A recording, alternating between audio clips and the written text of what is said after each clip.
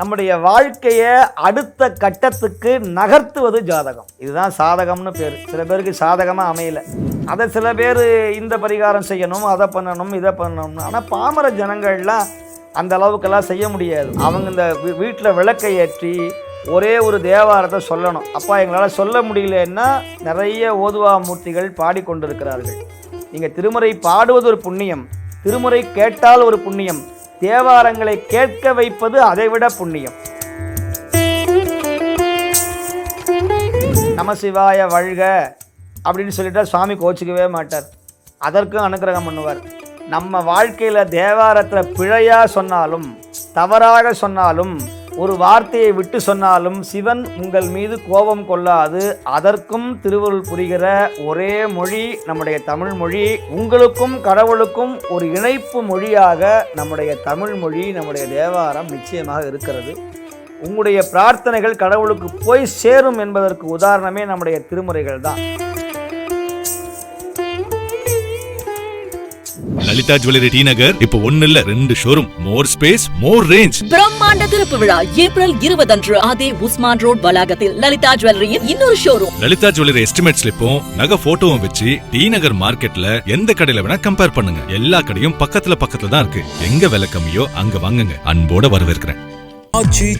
எந்த சமையலும் ருசி தேடும் ரகசியம் 20 ரூபாய். Presenting sponsor Tamil matrimony. தமிழர்களின் நம்பர் 1 சாய்ஸ் தமிழ் மேட்ரிமோனி. நமக்கெல்லாம் நம்முடைய வாழ்க்கையை இன்பமயமாக மாற்றக்கூடிய இன்பத்தேன் அமுதங்கள் நம்முடைய பதிகங்கள். ஆகையினால அன்பர்கள், எங்கள் வீட்டு பிள்ளைக்கு கல்யாணமே நடக்கலை, ஜாதகத்தில் 7ஆம் இடம், 4ஆம் இடம், 12ஆம் இடம், 8ஆம் இடம், இங்கெல்லாம் செவ்வாய் பகவான் இருந்தாலும் ராகு பகவானும் கேது பகவானும் பார்த்து கொண்டாலும் திருமண தடை, செவ்வாய் தோஷம் என்று சொல்லுவார்கள், களத்திர தோஷம் என்று சொல்லுவார்கள். அதில் 7ஆம் இடம் மிக மிக நம்முடைய இல்லறத்துக்குரிய ஒரு தரம், களத்திரத்தானம் என்று சொல்லுவார்கள் ஜாதகத்தில். ஜாத்தகம் அப்படின்னாவே ஜாத்த அப்படின்னா நகருதல்னு அர்த்தம். சமஸ்கிருதத்தில் ஜாத்த அப்படின்னா நகருதல், மூ அப்படின்னு அர்த்தம். ஜாத்தகம்னா போ அப்படின்னு அர்த்தம், அகம்னா போதல். நம்முடைய வாழ்க்கையை அடுத்த கட்டத்துக்கு நகர்த்துவது ஜாதகம். இதுதான் சாதகம்னு பேர். சில பேருக்கு சாதகமாக அமையலை, அதனால் அவங்க சாதகமாக அமையலைம்பாங்க. சாத்தகம்ங்கிறது ஜாத்தகம் அப்படின்னா நகர்ந்து போதல், உன்னுடைய வாழ்க்கையை அடுத்த கட்டத்துக்கு மூவ் பண்ணுறது தான் ஜாதகம்னு வைத்தாங்க. அதை சில பேர் இந்த பரிகாரம் செய்யணும், அதை பண்ணணும், இதை பண்ணணும். ஆனால் பாமர ஜனங்கள்லாம் அந்த அளவுக்கெல்லாம் செய்ய முடியாது. ஒரு கூலி வேலைக்கு போகிறவங்க, 100 நாள் வேலைக்கு போகிறவங்க, கிராமத்தில் வாழ்கிறவங்க, படிப்பறிவு இல்லாத நம்முடைய பாமர ஜனங்களுக்கெல்லாம் அதெல்லாம் புரியாது. ஆனால் அவங்க எப்படி வாழ்க்கையில் வாழ்வதுன்னா ஒன்றும் பண்ண வேண்டாம். அவங்க இந்த வீட்டில் விளக்கை ஏற்றி ஒரே ஒரு தேவாரத்தை சொல்லணும். அப்பா எங்களால் சொல்ல முடியலன்னா நிறைய ஓதுவா மூர்த்திகள் பாடிக்கொண்டிருக்கிறார்கள். அதில் குறிப்பாக நம்முடைய யூடியூப்பில் கூட வலைவலில் கூட நம்முடைய குமுதம், நம்முடைய யூடியூப் மிக சிறப்பாக செயல்பட்டு கொண்டிருக்கிறது. அதில் நிறைய தேவார திருவாசகங்கள் மற்ற ஆன்மீக சிந்தனைகள் நிறைய விஷயங்கள்லாம் வந்து கொண்டு இருக்கிறது. இப்போ எல்லார் வீட்லேயும் அலைபேசி, செல்ஃபோன் இருக்குது, எல்லார் வீட்லேயும் நெட்வொர்க், இன்டர்நெட் இருக்குது. ஆக எல்லார் வீட்லேயுமே அந்த எதையோ பார்க்குற போது ஒரு 5 நிமிஷமாவது அந்த தேவாரத்தை ஓட விட்டு கேட்டாலே போதும். நீங்கள் பாடணும்னு அவசியம் இல்லை. நீங்கள் திருமுறை பாடுவது ஒரு புண்ணியம், திருமுறை கேட்டால் ஒரு புண்ணியம், தேவாரங்களை கேட்க வைப்பது அதைவிட புண்ணியம். ஆகையினால திருமுறைகளை கேட்ட அதை ஓட விட்டு அதை வீட்டில் நீங்கள் அதை காதில் ஒரு 5 நிமிஷம் அதை கேட்டாலே அதுவே மிகப்பெரிய ஒரு பலனை தரும். நான் சொல்லுவது எதுவுமே முடியாத வயதான அன்பர்களுக்காக சொல்கிறேன். அது முடிந்தவங்க பாடணும். அப்படி நம்முடைய ஜாதகத்தில் திருமண தடை மிகப்பெரிய பிரச்சனை. இன்றைக்கி எங்கே போனாலும் மேட்ரிமோனியாக இருக்கட்டும், மற்ற விஷயமா இருக்கட்டும், கல்யாணம் ஆகலை, என் பையனுக்கு கல்யாணம் ஆகலை, கல்யாணம் ஒரு பெரிய தடங்கள், பிரச்சனை. இப்போ கல்யாணம் ஆனவங்க என்ன சொல்கிறாங்க, சரியாக வாழ்க்கை அமையல, கணவன் மனைவி ஒற்றுமை இல்லை அப்படின்னு சில பேர் பிரச்சனை. அடுத்த பிரச்சனை குழந்தை இல்லைங்கிற பிரச்சனை. இப்போ குழந்தை கிடச்சிருச்சுன்னா அந்த குழந்தை ஆயுசோடு இருக்கணும், அந்த குழந்தை சரியாக படிக்கலை அப்படிங்கிற ஒரு பிரச்சனை. சரி, நல்லா படிச்சுட்டு வந்தால் குழந்தைக்கு வேலை வாய்ப்பு இல்லைன்னு பிரச்சனை. இப்போ உடனே அந்த வேலை வாய்ப்பு கிடச்சிருச்சுன்னா அந்த குழந்தைக்கு கல்யாணம் ஆகலைன்னு பிரச்சனை. இந்த பிரச்சனை இன்ஃபினிட்டி மாதிரி, முடிவிலி மாதிரி போய்கொண்டே இருக்கிறது. இதற்கெல்லாம் எப்போ தான் முடிவுன்னா, என்னைக்கு ஆசை நம்மை விட்டு நிற்கிறதோ, ஆசை முடிகிறதோ அன்றுதான் பிரச்சனையும் தீரும். ஆனால் ஒரே ஒரு விஷயம், இந்த பிரச்சனைக்கெல்லாம் ஒரே ஒரு தீர்வு நம்முடைய பதிக பாராயணம் செய்தல். தமிழில் இருக்கிற மிக எளிமையான இப்போ மந்திரங்களில் கூட ஸ்லோகங்கள்லாம் முறையாக சொல்லணும்.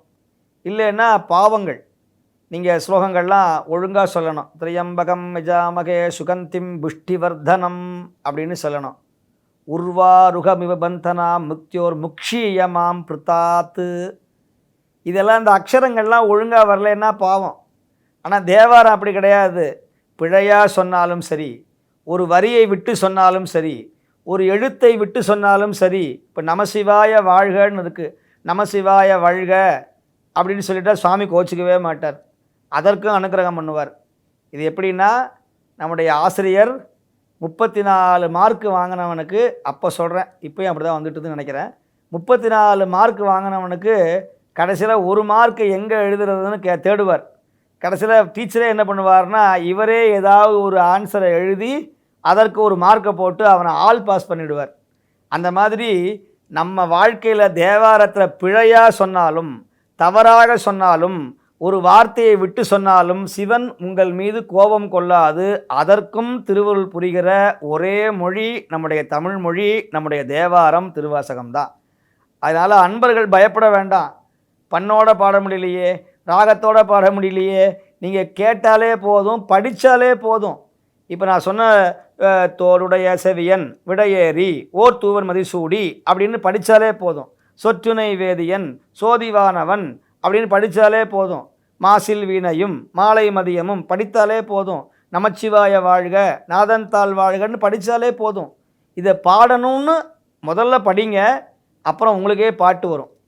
பாடுறதை கேட்கணும், அப்புறம் உங்களுக்கே அந்த பாட்டு வரும். அது எந்த ராகத்தில் கூட இருக்கலாம். எளிமையாக நீங்கள் பாடணும், கடவுள்கிட்ட போய் சொல்லணும். உங்களுக்கும் கடவுளுக்கும் ஒரு இணைப்பு மொழியாக நம்முடைய தமிழ் மொழி, நம்முடைய தேவாரம் நிச்சயமாக இருக்கிறது.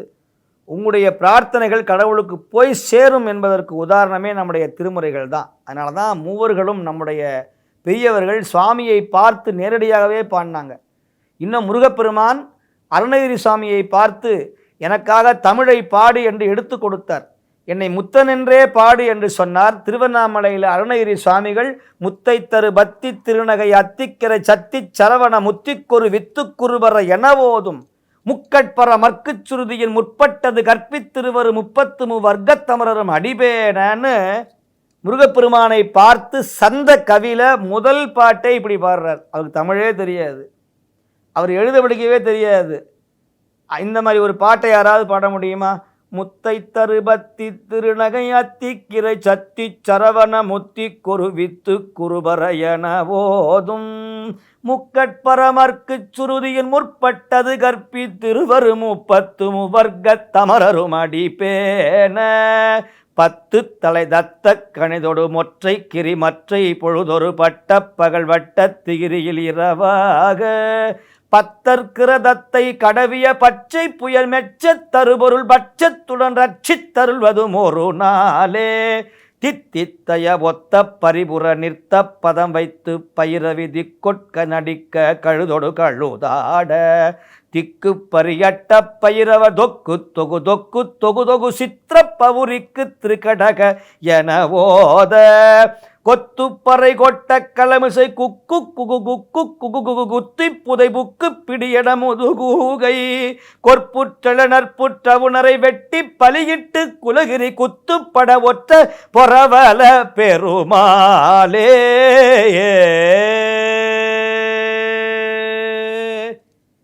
இந்த பதிகத்தை முருகனுடைய அருள் இல்லாமல் ஒரு சாமானியன் பாட முடியுமா? இது தமிழ் மொழி.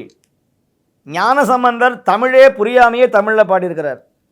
யாமாமா நீ யாமாமா யாழி காமா காணாக்கா காணா காமா காழிய மாமாய நீ மாமாய விகடகவி மாதிரி.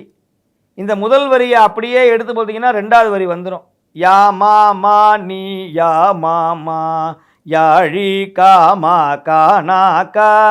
திரும்ப அப்படி இருந்து அப்படியே எழுதணும் விகடகவி மாதிரி. விகடகவின்னு இங்கே எங்கே படித்தாலும் விகடகவி வரும், மாற்றி மாற்றி போட்டால். அந்த மாதிரி காணா காம கழிய மாமாயா நீ மாமாயா. இதுக்கு பேர் மாலை மாற்றுன்னு பேர். கல்யாணத்தில் மணமக்கள் மாலை மாற்றிக் கொள்வார்கள். மாலை மாற்றினால் கோதை மாலை மாற்றினாள்னு. மணமகன் மாலை மணமகளுக்கு போகும், மணமகள் மாலை மணமகனுக்கு போகும். எந்த மாலை யாருக்கு போனதுன்னு கண்டுபிடிக்க முடியாது. அந்த மாதிரி இந்த பதிகத்தில் எந்த சொல்லு எங்கேருந்து வந்ததுன்னு கண்டுபிடிக்க முடியாது, எந்த வரியை கண்டுபிடிக்க முடியாது. அப்படி தமிழிலே பாடியவர் நம்முடைய ஞானசம்பந்தர். தமிழில் இந்த மாதிரி வேறு எந்த புலவரும் பாடலை. இதெல்லாம் நீங்கள் தெரிஞ்சுக்கணும். அப்படி திருமணத் தடையை நீக்குகிற பதிகம் திருமருகள் அப்படின்னு ஒரு ஊர், திருவாரூர் பக்கத்தில் வாழை மரம் தல விருட்சமாக இருக்கிற ஒரு புண்ணிய தலம். அந்த சுவாமிக்கு பேர் மாணிக்கவண்ணர் அப்படின்னு பேர். ஒரு பெண்ணும் ஒரு காதலனும் ஒரு காதலியும் கல்யாணம் பண்ணிக்கலாம்னு சொல்லி மதுரையில் இருந்து புறப்பட்டு பல ஊர்களுக்கெல்லாம் போகிறாங்க. இப்போ எப்படி காதலனும் காதலையும் கல்யாணம் பண்ணுவதற்காக போகிறாங்களோ அந்த மாதிரி போனவங்க. அப்படி போன பொழுது திருமருகள் அப்படிங்கிற ஊரில் இரவு நேரம் ஆயிடுச்சு. அங்கே அந்த கல்யாணம் ஆகாத அந்த பெண்ணும் அந்த மணமகனும் தங்கி இருக்கிறாங்க. விடிஞ்சால் கல்யாணம் பண்ணிக்கலாம் அப்படின்னு இந்த கோயிலில் கல்யாணம் பண்ணிக்கலான்னு ஒரு ஒப்பந்தம். ஆனால் அவனுடைய தலையெழுத்து தலைவிதி முடிந்தது. ஒரு பாம்பு அவனை கடித்தது. கல்யாணம் பண்ணிக்க வேண்டிய காதலன் இறந்து போயிடுறான். உடனே அந்த பெண் அந்த கோபுரத்தை பார்த்து அழுகிறார். மாணிக்கவண்ணா, மருகள் பெருமானே, நான் இவனை கல்யாணம் பண்ணிக்கலாம்னு வந்த இடத்துல உன் கோயில் வாசலில் ஒரு பாம்பு கடித்து அவன் இறந்து போயிட்டான் சுவாமி, இனிமேல் நான் எப்படி உயிர் வாழ்வது என்று கேட்டால் அந்த அபலை பெண். அந்த நேரத்தில் நம்முடைய ஞானசம்பந்தர் அந்த கோயிலில் வந்து கொண்டிருந்தார், வழிபட்டு கொண்டிருந்தார். இந்த பெண்ணினுடைய அழுகை குரல் அவருடைய காதுக்கு போய் கேட்டுச்சு. உடனே ஞானசம்பந்தர் அங்கேருந்து வந்து அந்த அம்மாட்ட கேட்டார், அம்மா உனக்கு என்ன வேணும்னு கேட்டார். அப்போ நடந்த வரலாறை சொன்னால் நம்முடைய அந்த அபலை பெண். உடனே ஞானசம்பந்தர் ஒரு தமிழ் பதிகம் பாடுறார். சடையனுமால் சரண்யனுமால் விடையனுமால் வெறுவ விழுமால் மடையார் கூவளை மலரும் மருகள் உடையாய் தகுமோ இவள் உள்மேலிவே இவள் உள்மேலிவே இவள் உள் மெலிவே ஏ.